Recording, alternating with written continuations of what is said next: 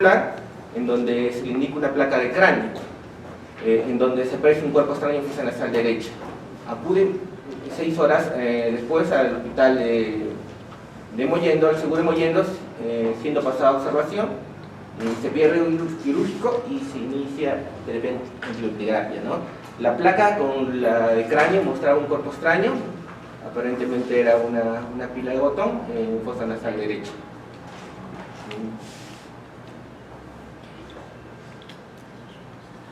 Este paciente, como le dije, se le hace riesgo quirúrgico a las 20 horas de ingreso al hospital, de su captación, ya se le hace una extracción del cuerpo extraño de la fosa nasal derecha y la primera cura quirúrgica. Se extrae una pila de botón de 1 centímetro de diámetro y se deriva al servicio de emergencia del Hospital 3 de Yanaguara. Según el informe operatorio, se encontraron áreas negruzcas, áreas de tejido necrótico, mejor dicho, en el área 2 y 3 de Codle, de la fosa nasal derecha, más o menos por 4 por 2 centímetros, ¿no? Y también estaba afectado, también había tejido necrótico en la cabeza y cuerpo de cornete inferior derecho. También había tejido negruzco y fiable. Ahí está el cuerpo extraño, básicamente es una pila de botón, más o menos de 1 centímetro de diámetro. Como se ve, está corroída. Ahí tienes una envoltura de plástico. Básicamente esto es un indicativo, vamos, de pronóstico, ¿no? Básicamente, como se puede ver en la placa de inicio, la parte del ánodo de la pila está contra el tabique septal, esto es mal pronóstico. El cátodo está pegado hacia el cornete. Esto también tiene que ver sobre el pronóstico de la evolución del caso, ¿no? Y también se detalló, digamos, la composición de la pila, ¿no? El paciente se derivaba, como se dijo, a Yanaguara. 24 horas después estaba intranquilo, lloroso, congestión gaseosa térmica, tenía un hemograma con leucocitosis, 21.000, hasta 2%. Se descarga toxicidad química, por eso digamos que la pila, se verifica la composición de la pila. Básicamente la pila estaba compuesta de mercurio y plomo, pero tenía 0% de mercurio y plomo, o sea, no tenía mercurio y plomo, mejor dicho. Se pide riesgo quirúrgico nuevamente, se inicia antibiotiterapia con ceftriaxona, clindamicina, analgésicos y metamizol. Desde estaba con aparente regular estado general, aparente regular nutrición, intranquilo, lloroso. Tenía un tapón nasal en ambos lados, en ambas fosas nasales, y vestía una hernia marrón, ¿no? En el orofaringe, observación rosada, no había sangrado, ¿no? Se pide nuevamente un riesgo quirúrgico. Ya en Yanaguara, a las 48 horas, se realiza la segunda cura quirúrgica, ¿no? Se instilan mechas de cistosterol, que son una crema que ayuda con las quemaduras, estamos de nombre comercial de Geneo. Esa fue la primera cura quirúrgica. La segunda cura quirúrgica me inició a las 48 horas. Se realiza una tercera cura quirúrgica al 6º día. Se inicia corticoterapia en el 5º día y se le coloca tapón de esmerocel en esta tercera cura quirúrgica, ¿no? Se realiza también una cuarta cura quirúrgica a los 16 días. Se le coloca un tutor nasal de plástico rígido en ambas fosas nasales. A los 42 días se retiran los tutores y se aprecia una perforación septal en el área 3 de Codle de 1 centímetro de diámetro. Acá tenemos un video de las curas.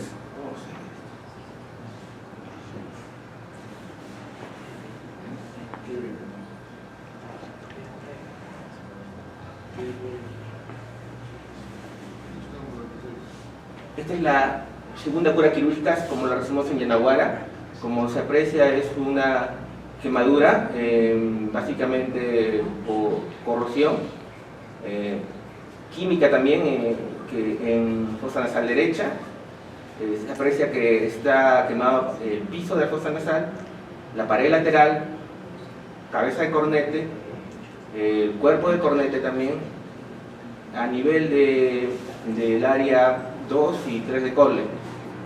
En el área 3 se aprecia un gran daño en forma circular, más o menos de 1 centímetro de diámetro, que corresponde más o menos al diámetro de la pila. Esa es la parte que entró en contacto la pila con el secto, ¿no? Y por mala suerte justo fue la parte del ánodo, pues, ¿no? Que el ánodo generalmente causa más daño en el tabique. El lado de la mucosa ipsilateral de la fosa nasal está totalmente ausente, como el tabique. Solo se aprecia la mucosa del lado contralateral, ¿no?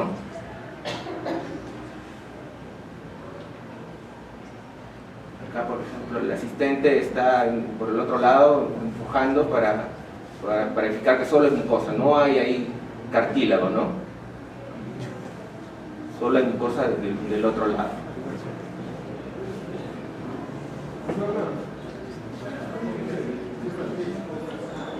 Esa fue la segunda cura, fue a las 48 horas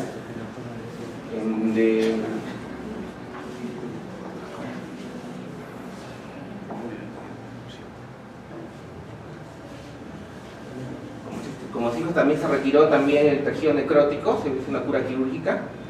En el lado izquierdo también se aprecia la lesión, la misma lesión, pero solamente que compromete el área 2 y 3 de Colle, ¿no? Más los cornetes, el piso, ahí está conservado, ¿no?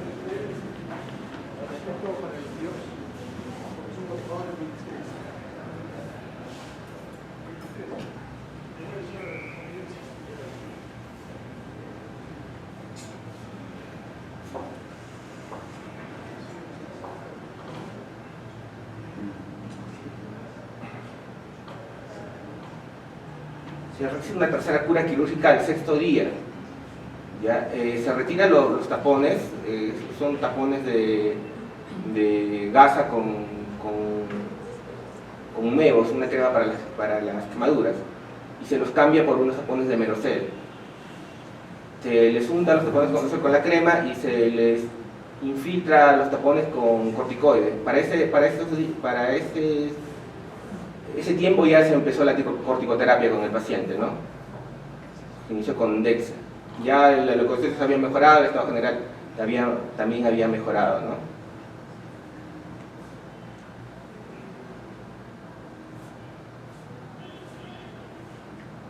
Básicamente eso fue al 6º día de que presentó el cuerpo extraño, ¿no? Esta es la cuarta cura quirúrgica. Esto fue al 10º día. Se le retiran los tapones de Merocel, se los cambia por unos tutores de plástico, tutores nasales, en unas fosas nasales. Se les coloca, digamos, que con mechas de crema para las quemaduras, ¿no? En este caso mevo. Ahí ya se aprecia ya la lesión ya del tabique, ¿no? Ya está necrótico el tejido, ¿no? Y a los 46 días se le retira ya los tutores de plástico y ya se aprecia la perforación sectal, ¿no? El paciente, digamos que aún sigue en control en otorrino, ya presenta su perforación sectal y estamos esperando un tiempo para hacer la reparación, ¿no?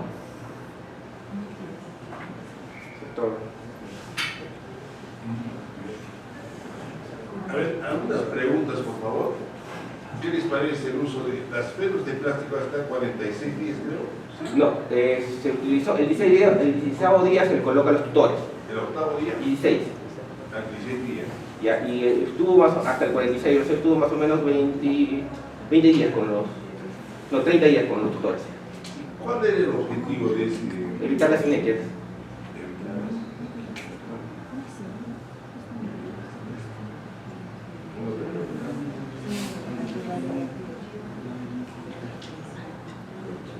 Muy claro, muy bien. Entonces, muy bien. De una forma trágica, porque hace se queda en el esófago y hace una hemorragia de los vasos tiroideos, ¿no? Por lo que el niño fallece. Vemos de que en la revista Pediatrics del 2010 se expone un análisis de 8.648 casos donde, de cuerpo extraño por pila de botón, y se ve de que de estos hay 13 fallecimientos, de los cuales son por lesión ya sea en vía aérea o en vía digestiva, ¿no? Por sus complicaciones. Un poco hablar sobre lo que es un cuerpo extraño el cuerpo extraño en fosas nasales es en realidad una de los diagnósticos de emergencia más frecuentes, ¿no? Y por lo que más frecuentemente nos llaman a nosotros los otorrinos.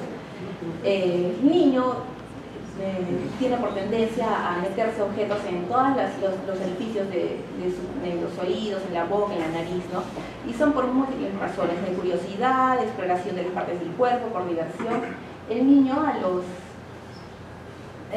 hasta los 6 años tiene un pensamiento mágico, que es descrito por Piaget, y que es el que el niño cree todo lo que le dice, ¿no? Entonces, si él describe un caso de que un niño ve la tarjeta, esas que suena, y piensa de que comiéndose la pila y también iba a cantar igual que la tarjeta. Entonces, pero felizmente es parte del proceso de crecimiento del niño, pero a los 6 años ya desaparece. Por eso es de que la edad más frecuente es hasta los 6 años, ¿no? Y bueno, también puede haber un factor iniciador, que es cuando los niños tienen una rinitis alérgica o prurito nasal, y esto predispone a la manipulación de la nariz y también puede predisponer a la introducción de cuerpos extraños. En cuanto a la epidemiología, es más frecuente entre los 2 y 5 años. Tiene una relación inversa entre la tasa de inserción de cuerpos extraños con el desarrollo cognitivo, ¿no? También hemos visto frecuentemente casos de pacientes con retardo mental, con diagnósticos psiquiátricos, síndrome de Down, que pueden introducirse cuerpos extraños.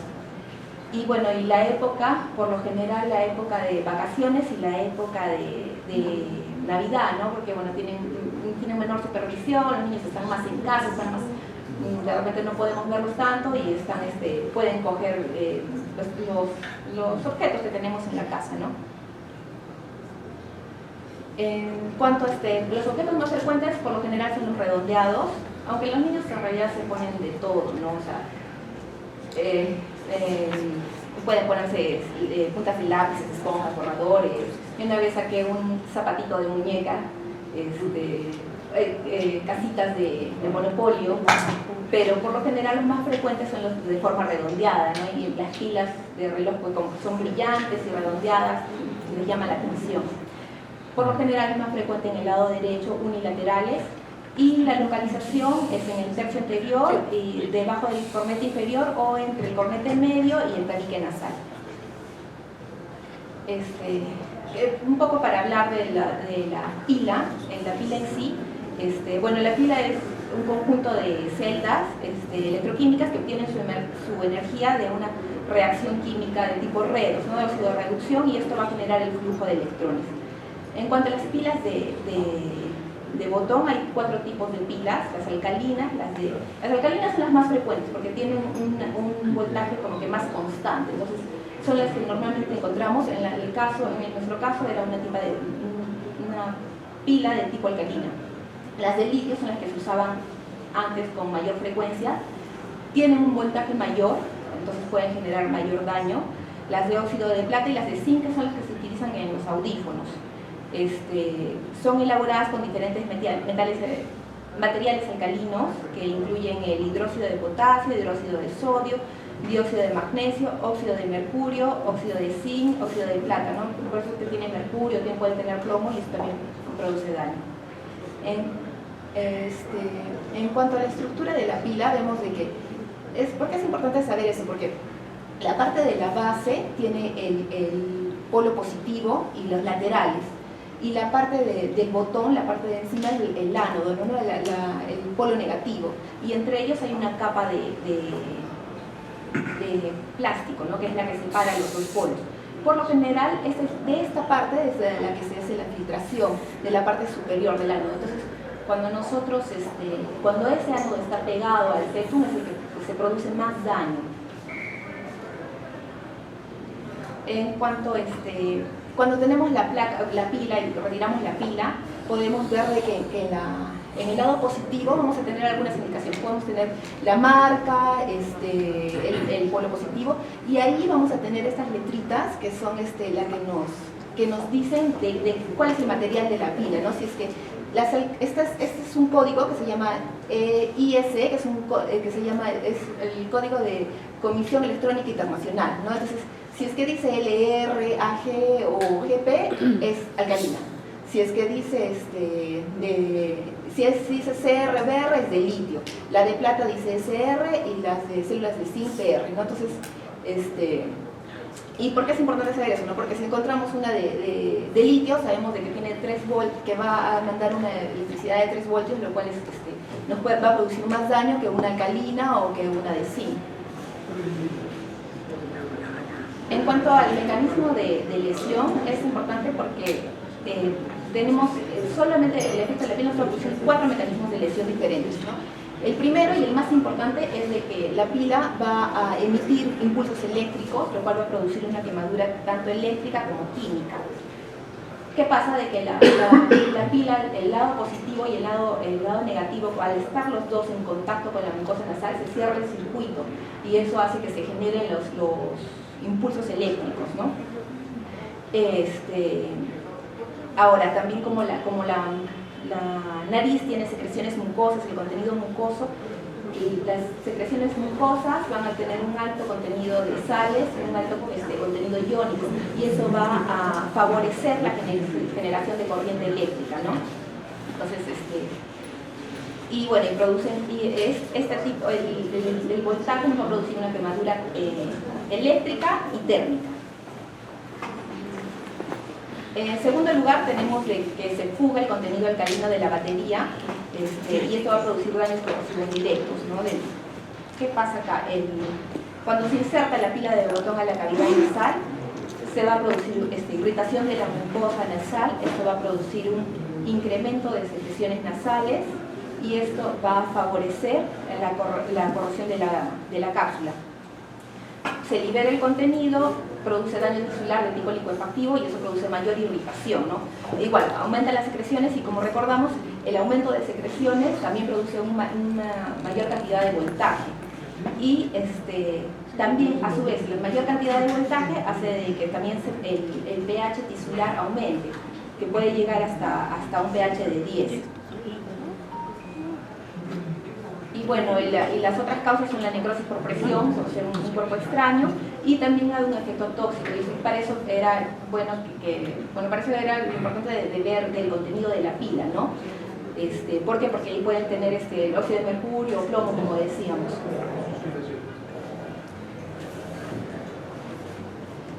Además, bueno, van a existir factores determinantes. El factor determinante más importante va a ser la violación del impacto. Se ha hecho revisión de casos clínicos y se ha visto de que a partir de la tercera hora de que la pila ya está en la fosa nasal ya puede desencadenar necrosis. Además de eso, el segundo factor predisponente sería el grosor de la pila, ¿no? Hay pilas que el grosor puede ser entre la más delgadita, que es de 1.2 milímetros de diámetro, hasta la más gruesa, que es de 7.7, igual de tamaño, ¿no? Como veíamos, el voltaje puede ser de 1.5, de 3. La carga de la batería también es importante. Si la pila es nueva, va a tener mayor cantidad de contenido alcalino, mayor cantidad de voltaje, y el daño va a ser mayor. Como les decía, la orientación de la batería, ¿no? Si es que está el polo negativo pegado al tabique, más posibilidad de que se perfore el tabique. Bueno, obviamente el tamaño de la nariz del niño, la cantidad de secreciones, y bueno, el sitio donde se aloja, porque por lo general se aloja en los lugares más estrechos y es donde más compresión hace. Hay algunos revisiones de casos. Hay un artículo en el New Zealand Medicine Journal del 2010 donde se hace una revisión de casos, y lo importante de esto es de que, bueno, nos deja la idea de que cualquier poco extraño en nariz es pila hasta demostrar lo contrario, ¿no? Entonces nosotros, ¿y por qué? Bueno, lo relevante del caso es de que encuentran de que el factor determinante más importante es el pronóstico y ven de que se ven secuelas desde como les decía, desde la cuarta hora. Y que el segundo factor determinante sería el grosor de la pila. Ahí describen un caso de un niño de 4 años que tiene una pila por 3 días y al tercer día le retiran y no tiene ningún daño. Y a lo que asocian es de que la pila era de 1.2 milímetros de grosor, ¿no? Hay otro artículo en la revista Pediatrics de Argentina, es un estudio, también un estudio de serie de casos que se hizo en el Garrahan, también igual de perforación septal de niños debido a pilas de botón, y se encuentra de que hay perforaciones septales en niños con exposiciones de solo 5 horas en niños de 3 y 4 años, ¿no? Entonces, en teoría son niños de que tienen fosas nasales un poquito más grandes que de repente un niño de 2 años, que debería tener un poquito más de espacio, pero igual a la tercera, igual a la cuarta hora ya estamos viendo de que puede haber una perforación. Dentro de las manifestaciones clínicas, lo primero que vamos a tener va a ser la irritación nasal, el dolor, igual que cualquier cuerpo extraño en nariz, ¿no? De repente mal olor, sección. De repente lo característico en esto es de que el niño va a estar más irritable, ¿no? Con más llanto, quejándose de mayor dolor. Puede haber una secreción nasal media parduzca, cefalea, estornudos, eritema o edema de las narinas. En el caso de nuestro paciente, cuando llega, tenía una irritación, edema antes de retirar la pila. Puede haber también fiebre. El diagnóstico, lo más importante va a ser definitivamente la anamnesis y la exploración física. Por lo general, el diagnóstico es fácil porque muchas veces ya viene la madre dándonos el diagnóstico, ¿no? O sea, el tema no está tanto en el diagnóstico. Sí, en algunos casos, cuando de repente ya hay bastante edema y las fosas nasales son pequeñas y se llenan de secreciones y que no podemos verlo a simple vista, quizás en esos casos podemos solicitar una radiografía y la radiografía, bueno, va a ser diagnóstica, ¿no? Y la endoscopía nasal, que más que diagnóstico también va a servir para tratamiento. En cuanto a la radiografía, como les explicábamos, es importante ver, nos va a ayudar mucho, no es como nada para darle el pronóstico quizás a la mamá o tener, en estas dos placas es igual, el niño, vemos que en la placa de abajo, en la parte del ánodo, está pegada al septum.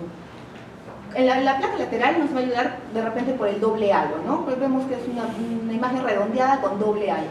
Pero la placa antero-posterior es la que nos va a ayudar para ver dónde está, porque tiene como un desnivel, la parte positiva, la basal, que es un poco más amplia, y un desnivel, y se ve una parte más pequeña, que es la parte del ánodo. Entonces, si lo vemos que está pegado a tabique, sabemos que de repente este paciente va a tener un peor pronóstico que este de acá, ¿no? Porque en el otro lado, quizás, bueno, va a quemar un poco el cornete, pero no vamos a tener una perforación quizás tan pronto como en este caso. En cuanto al manejo, bueno, lo primero es que tenemos que tener tranquilo al paciente. Tranquilo, más que nada, sería decir inmovilizado, ¿no? O sea, tener nosotros la facilidad para poder extraer el cuerpo extraño. Por lo general, ya lo han manipulado, quizás el médico general, y son niños que no van a querer ir en la casa, han intentado retirárselo, van a emergencia intentan retirárselo, manipulan más, producen más edema. Entonces, por lo general son pacientes que quizás sea bueno llevarlos a sala de operaciones, no tanto para retirar la pila, ¿no? Sino para poder evidenciar qué cosa es lo que hay y poder hacer quizás la primera cura o el primer tratamiento. Entonces, obviamente de que si es que llega un paciente por emergencia y no hay un médico otorrino cerca, bueno, vamos a tener que quizás capacitar un poco más a nuestros médicos generales o el cirujano como para que pueda hacer eso. Y básico es que tengan el instrumental adecuado. ¿Por qué? Porque si no tienen el instrumental adecuado, van a hacer más daño y pueden introducirla más atrás la pila, puede tragarla o puede irse a vía aérea. Entonces, el instrumental básico que vamos a necesitar, pues no sé, el espéculo nasal, el frontoluz, las pinzas bayoneta, las pinzas cocodrilo o las pinzas de extracción de cuerpo extraño. En mi caso, a mí me va muy bien con la cureta de oído, ¿no? Por el lado redondeado, y bueno, cánulas de aspiración.